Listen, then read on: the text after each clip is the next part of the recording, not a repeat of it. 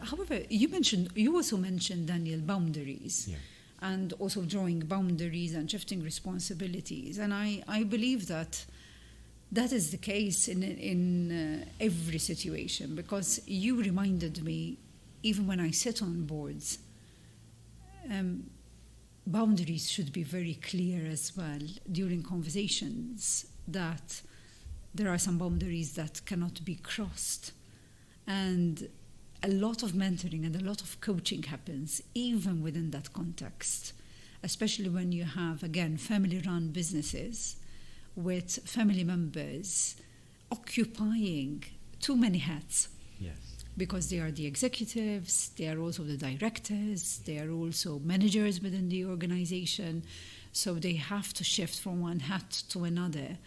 And over there, one needs to actually give feedback in a coaching manner to ensure that those boundaries are being crossed and it doesn't eventually make financial or business sense, rather than going head-on, straight on. But the boundaries are still there.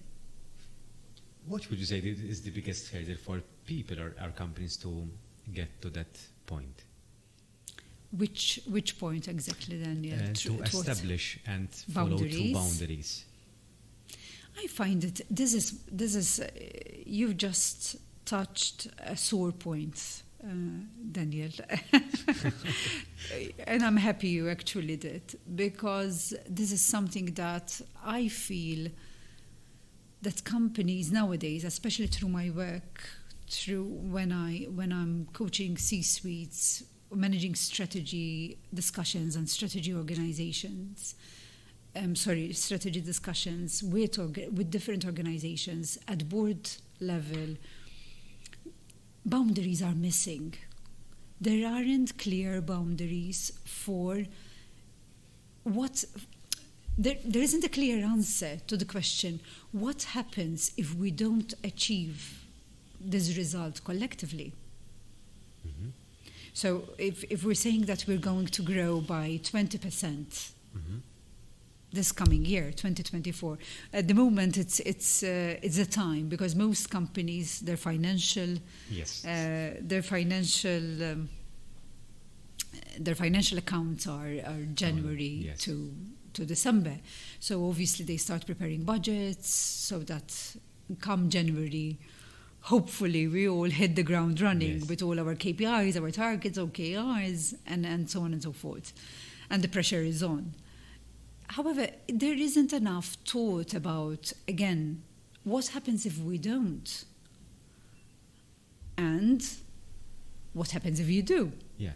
So conversations and asking, probing with questions of where do the boundaries lie? Where is break-even point for us? What is allowed from an HR strategy point of view, or what is not being allowed? Where are we venturing, and how are we going to ensure that we are constantly adapting to the changes that are happening in the external environment?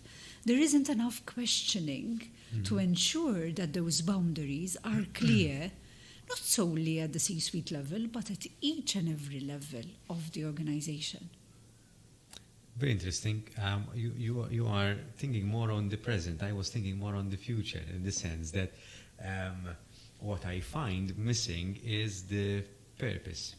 It might not be the organizational purpose, but the individual purpose. Why or what am I fighting for? Where do I stand? Where are my values? The questions that we ask ourselves: where do I position myself with this? And does the company position itself with this? And in my example, I've mentioned the values of the companies. So if the values of the company is to harness a family-like environment, not a family-like environment, but in the sense that everyone's treated fairly, those values govern every decision that I'm going to take. Totally. So, and this decision is derived by the purpose of the company. My purpose as the person representing HR of the company. So I was thinking more on the purpose and the future side of things rather than the present. But it's very interesting you mentioned that what happens if we don't do this? What are the consequences if we don't take action on what is happening at the moment? So that is very powerful as well. It's quite a simple question. And I, sadly, regrettably, I don't think we ask that question often enough. Those questions are there to make us think, to make the individual think. Even on other subjects which we mentioned earlier, Daniel. What happens if we don't? What happens if I continue doing what I'm doing? Where I'm going to end December 2024? Am I missing any opportunities for growth? If growth is one of my values, is one of my purpose. Yeah.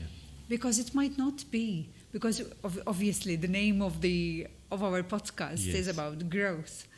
So we're assuming that everyone maybe perhaps has that as a value. Yeah. However, not everyone does. Daniel. I don't think so. No.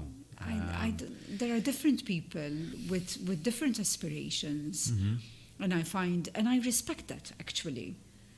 And I think it should be respected both ways, however. Because if you are an individual, for example, within a very high growth setup as a business, then it's very hard for that individual to continue fitting within that framework, within that context. So that individual should be responsible enough in order to say, because there's a mindset. Growth is a mindset. It is a mindset, yeah. It is a mindset that where people question constantly, where people look at things in a different way, different perspective. Even just our conversation, I was looking at the growth and the boundaries from one aspect. You were looking at growth from a different aspect. And it's still relevant. And this is the beauty of it. Because there's no really right or wrong, actually. It's just how aligned it is with the current context. However, there are individuals, yes, and there are companies as well, that I find it really hard, however, because nowadays, if you don't grow, you're just out of the market immediately. Yes.